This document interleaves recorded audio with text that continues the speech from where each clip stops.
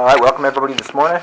Thanks for the opportunity to come and speak to you a little bit about what we do, not just on the Cobble Reservation, but I'm part of the Intertribal Timber Council as well. And we do a lot of work nationally looking at forestry and fire issues. So I'll try to give some other tribal perspectives, something outside of what just Cobble does, but we're fairly similar across the nation, especially by geographic region. So I know we're running short on time, so I'll jump right into this. So from a tribal perspective, what we're trying to manage for is resilient landscapes with post-fire conditions similar to historic conditions. So we do a lot of active management, both from a forest management standpoint and a wildfire and prescribed fire management standpoint. But what we're really trying to get to is a point where you can have fire on the landscape and you don't see these large-scale, catastrophic, high-severity fires that we've seen for the last 15 or so years. Especially depending on what fire regime you're in. Obviously, you're in those lower kind of shrub step transitioning into timber, those mixed conifer stands. You'd like to see a mix of severities there. Once you get into that higher elevation stuff, the lodgepole, subalpine fir type stands, you're probably going to have some high severity fire there because that's what happened historically. But in doing so, you can try to manipulate that to some extent with some active forest management to try to create some of those disturbances through time. We also want to seek resource benefits where possible under wildfire burning conditions. So I agree with Dale completely. Everything he said I think was spot on. The problem is we can't do enough of that fast enough under the current situation we have. There's a number of different legislative restrictions. We have a capacity issue from a staffing standpoint. There's just a lot of things that keep us from doing as much as we need to do. And I think wildfire is a way to do that because that to some extent gets you out of that air quality issue. For some reason, it never made any sense to me. They don't count wildfire smoke when you're talking about air considerations, but those are by far the most impactful events we have in the landscape. Kind of just ignores the problem, but I guess that's the solution they came up with. We're also looking to protect culturally significant places and plants for use by the tribal membership. So again, fire exclusion is just not something you're going to do. In a fire-adapted ecosystem, you can't take fire out of it and think you're going to do that in perpetuity. So what we look to do is protect certain areas and try to exclude fire in certain places, knowing that you can't do that everywhere all the time, but you can probably do it in some places most of the time and probably really minimize impacts to the things that are really, really important to you. And then when we do have those high-severity fires that have a lot of negative resource impacts, we're looking to go in and do some rehab, whether that be replanting, whether that be slope stabilization, whether that be reestablishing certain plants that we had. Sometimes it's water quality things, sometimes it's road issues. There's lots of potential things that need to be fixed post-fire. And I know anybody that's from Washington, Oregon, or Idaho over the last few years has seen what the impacts post-fire are, that you think, okay, the fire's out, we're good, everybody's fine. Very, very far from the truth. I mean, we're still living with a lot of the impacts, and if you go back to like the Rodeo Chetasky fire in the southwest, they're still dealing with soil movement issues, huge sediment loads, flash floods, and this is a fire that was 10, 12 years ago. So I mean, those are things that are long-term considerations that I think people are just starting to recognize here in the Northwest. So now that we have the perspective on what we're trying to do, we'll kind of tell you how we do it and why we do it. So looking at the National Cohesive Strategy, there's 4 management challenges. Since this is a farm forestry meeting, we're going to focus a little bit on vegetation and fuels. But I think it's also important to note the other things that contribute to the ability to manage fire. So when we look at homes, communities, and other values at risk, in large part, when you see suppression resources get deployed, they go to the highest risk. So that's always life and property. So what does that do for you when you have managed forest? You probably aren't going to see many suppression resources unless you have a house sitting in the middle of it, which I think is a little disappointing because you can rebuild a house in a year, but if you burn up a 120-year-old pine stand, you're 120 years away from having another pine stand. But again, looking at what the implications of that are to management, again, to Dale's point, those burns get a little complex and a little complicated, and there's a lot of risk aversity because of the mixed ownership that most of us live in, especially in these lower elevations that are very prone to fire. So if you can try to work with your neighbors to find ways to do these treatments across landscapes, so they're, 1, a lot more effective, and 2, you start to create that buffer that you need across all acres, whether that be the state, the feds, private, or tribal. And then human-caused ignitions. Prevention's something that we put a fair bit of time in, but prevention's something that's really, really tough to quantify the effectiveness of. I mean, you'll hear a dollar of prevention gives you so many $1,000s of benefit, but you can't really prove the fires that didn't get started because you had a talk with a classroom full of kids and said, don't start fires because this is what happens. And then effective and efficient wildfire response. So we talk a lot about suppression, and we want to be effective and efficient at the right times, but we've really tried to shift gears at home. So if we look at our fire suppression effectiveness, we're typically about 95% on suppressing during initial attack.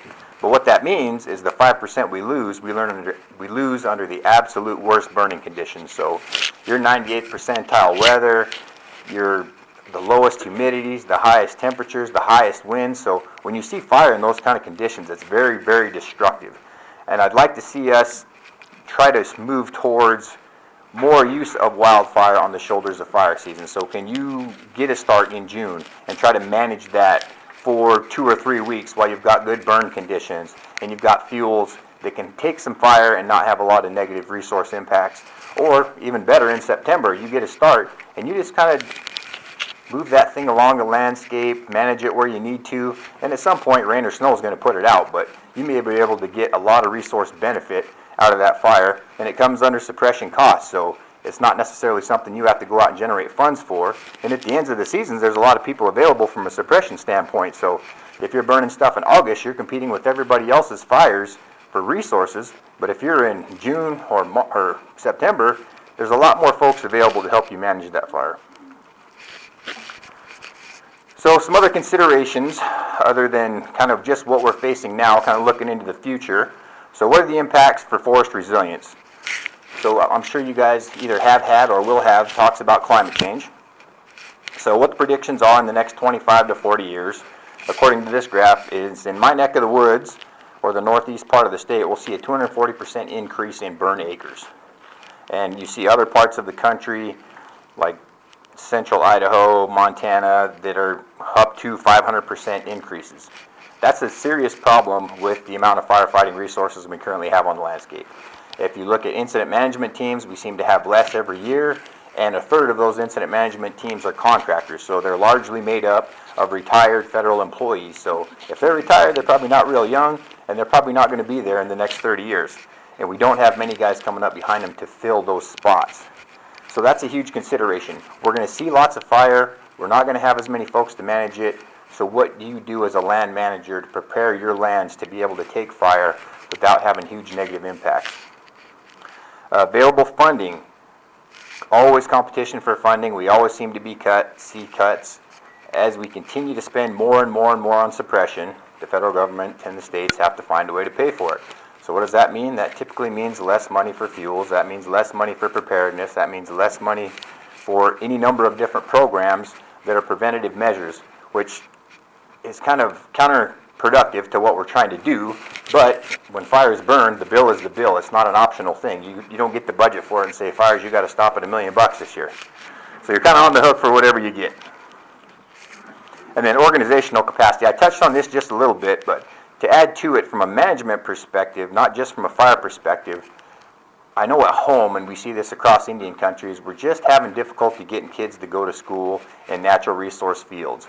So not only do we have a shortage of firefighters, but we have a shortage of foresters and biologists and any number of different positions that we need to go get active management done on the ground. So that's a problem, and I don't know how we fix it. Looking at a workforce development plan that we've been working on, and this is a national plan that the Intertribal Timber Council did, in the BIA and tribes, forestry and fire divisions, over 50% of the workforce is over 50, and 25% is in the 40 to 50 range, and the other 25% is in the 30 to 40. We only have 1.5% in the 20 to 30 range. So I'm 41 now. 10 years ago I said, when I was the young guy in the room, that was okay. At home, I'm still the young guy in the room. That's a problem. There should be guys coming behind me. We don't have them. Limitations for extended attack. So again, going back to that competition, as we see more fire across the landscape, as we see going from fire seasons to a fire year, we are just going to have less suppression resources available. And I think something that's going to come up that we haven't really touched on yet, because I think we're just starting to see it, is looking, say, hot shots as an example.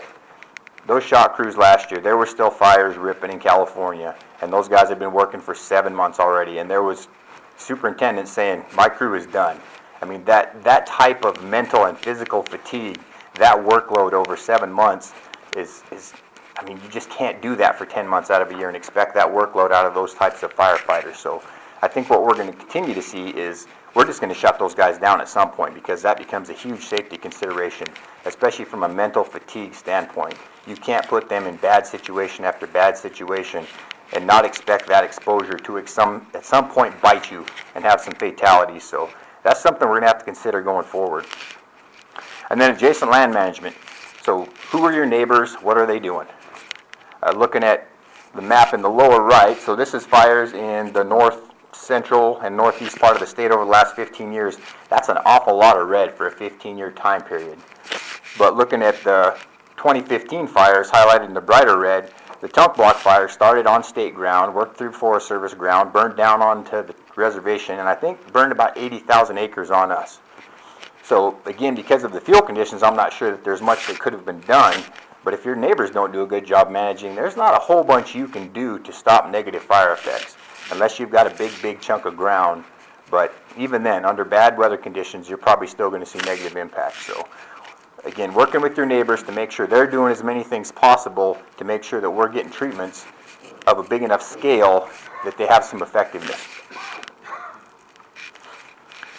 So kind of the more specific on-the-ground stuff that we do. So looking at vegetation manipulation, species composition is a big one. I go to a number of different collaborative meetings, and I always struggle when people say, well, we just need to do understory thinning. I don't agree with that. If you have a Doug fir, grand fir stand, and you're thinning under that, you're probably not really protecting it against fire. If you get high winds, hot temperatures, and a fire in there, you're still going to have crown fire and high severity. So when we talk about management, and you talk about stand condition that was resilient to fire pre-European contact, it was probably heavy to ponderosa pine.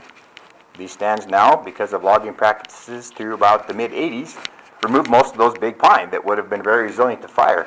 So if you don't have any fire-resilient species in your stand, thinning below a fire-intolerant stand overstory isn't going to buy you much.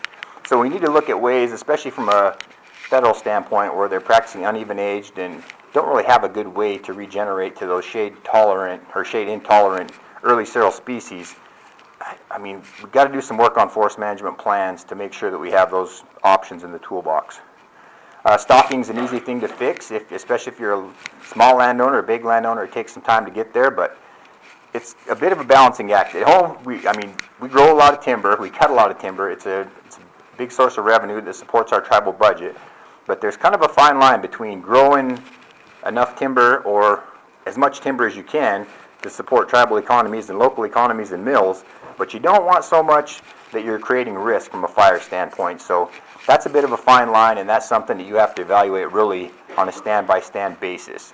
What's your fire risk? What are the people around you doing? What does your species composition look like? There's a lot of considerations that can help you determine what an appropriate stalking is. And forest health issues. So again, with climate change, we're seeing more insects, more disease, more fire. What can you do to your stands to make them resilient to all of those things?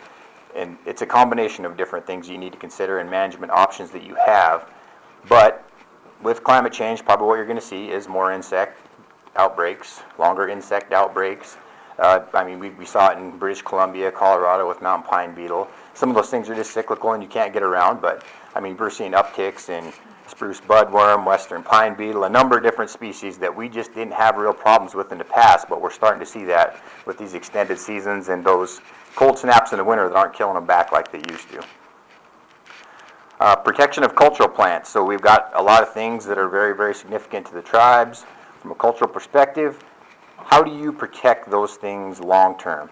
And this is a tough one to do because in our even age management philosophy, our rotation age is 120 years, so we're going to grow it to about 120 and then regenerate that stand. And you're going to have a mix of age classes and structure across the landscape. So Using huckleberries as an example, we always get the pushback, well, you're cutting my huckleberry patch. But I grew a whole bunch of huckleberries over here, so getting people to move from place to place is tough. But it's important to understand that in succession, you're always going to have those things on the landscape. They just may not always be in the same place. And then again, diversity from an age class and structure perspective.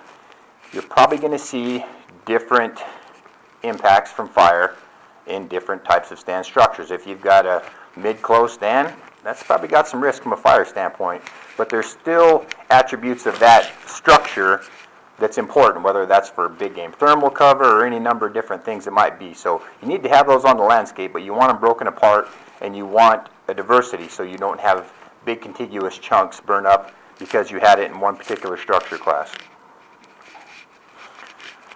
So kind of just an example, looking at our long-term planning for one of our project areas.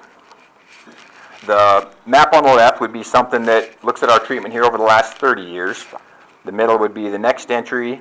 The last would be another entry, which gets us to most of the watershed treated in one way, shape, or form. And not all of those are commercial removal. Some of those are fuels treatments. But if you look at it over time and plan through time, you can create that diversity and create that structure across the landscape that will really pay big dividends long term when you look at what the risk to any one particular acre is. But again, in doing this, it's important that either you're a big landowner or that you're working with your neighbors to make sure that you have that diversity across the landscape. So moving on to the fuels component. So it's important to look about effectiveness and what fire regime you're in. So looking at the lower left is a fire severity map from North Star and Tunk on the reservation in 2015. So where you see the red is high severity fire, but the high severity fire is in those fire regime 4 and 5s where you expect to see high severity fire. I mean, lodgepole ecology is go to about 80 to 100 years, mountain pine beetle comes in, kills it, fire burns it up, the serotinous cones open, and you start all over again. So that's kind of what you expect in that stuff. And where you see holes in that, it's kind of a mix because some of those had treatments in them. So we had western larch coming back up in there, and I was amazed how well the larch plantations did. In places that were 100% mortality and everything, the large plantations had a little bit of red about 40 feet in the edge, and the rest of the middle was green. It was amazing. But those are things you need to consider is where, on a limited budget, do you get the best bang for your buck when you're looking at fuels and forest management treatments. And if you're a small landowner, maybe you don't have a bunch of options. You got what you got, but that makes the prescription process a little easier, I guess. So again, top right looks at some of those late sterile, kind of right at the end of their life cycle lodgepole stands. I don't know how much of that stuff we've cut over the last 5-10 years, a bunch. We've targeted it hard to try to stay ahead of mountain pine beetle. And then if you look at, conversely, more a fire regime 2-3 in the lower right, those are those stands where you can really buy yourself something. Those ones that have some of those old relic pine. You can do some fuels treatments in the understory. You can do some thinning in there of sorts. And really, if you see fire go through that, unless you've got really, really bad weather conditions, I mean high winds, really low RHs, really high temperatures, that stand probably looks very, very similar 3 years post-fire. So I mean, that's really what you're looking to get to in at least some component of your stand. If you're a guy trying to grow wood and sell it, that's probably not the stocking you're looking for, but you can mix these in here and there to buy yourself something. So fuels management tools, and again, this is a lot of times funding dependent, but we try to do this across the landscape where we can and kind of mix it up. So top right, pre-commercial thinning.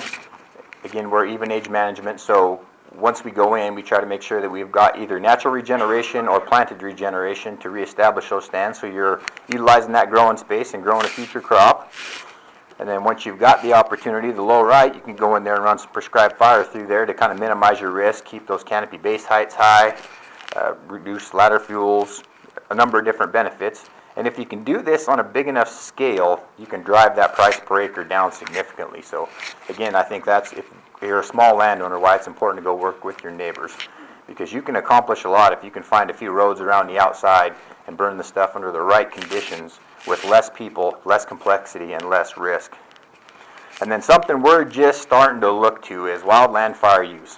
Again, we understand that you're never going to get enough prescribed fire. You probably can't get enough mechanical treatments on the ground from a funding limitation and probably even from a capacity issue. There's only so many logging contractors around anymore, or thinning contractors.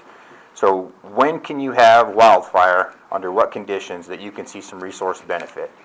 And if the lower left isn't really ideal, but it was an example of, from North Star, you see some black in there that was high severity stuff. You see a little bit of red in places where it was kind of more moderate severity. You see some green patches in there where it was low severity. But you can have that across the landscape and not always have just catastrophic black stick fires. Just to go back to this bark map for North Star, fire severity map, you can see, especially during those days that it dropped down into the lower elevations and some of those fire regime 2s and 3s, that's a lot of low and very low severity fire, which is really, really what we're looking for. And going back and looking at that stuff, I drove through it this weekend just to get some perspective. A lot of that stuff is coming back really well. Undergrowth is doing great. A lot of good beneficial species for wildlife starting to come back. Overstories look good. A lot of things, even where you saw some torch in the needles, buds broke and they started to green back up, and some of those stands are really looking good. So if you can have more of that green and light green fire, that can really benefit you long term. And I rattled through that pretty quick. But what we're trying to get to is we're looking at benefits for all resources. I mean, I'm a forestry guy. That's where I grew up, was in forestry. But as a natural resource director, I've got to consider fisheries, I've got to consider cultural plants, wildlife, water quality, soils, all of those things. And I'm sure as private landowners, you consider all of those same things. There's different things that are important to you. So you have different management tools in your toolbox that can help you get there. It's just a matter of how you utilize those, having funding available and having capacity available, and hopefully having a neighbor that has a similar mindset to make sure that across a landscape, we're as resilient as we can possibly be. So with that, any questions? I think I'm doing all right on time.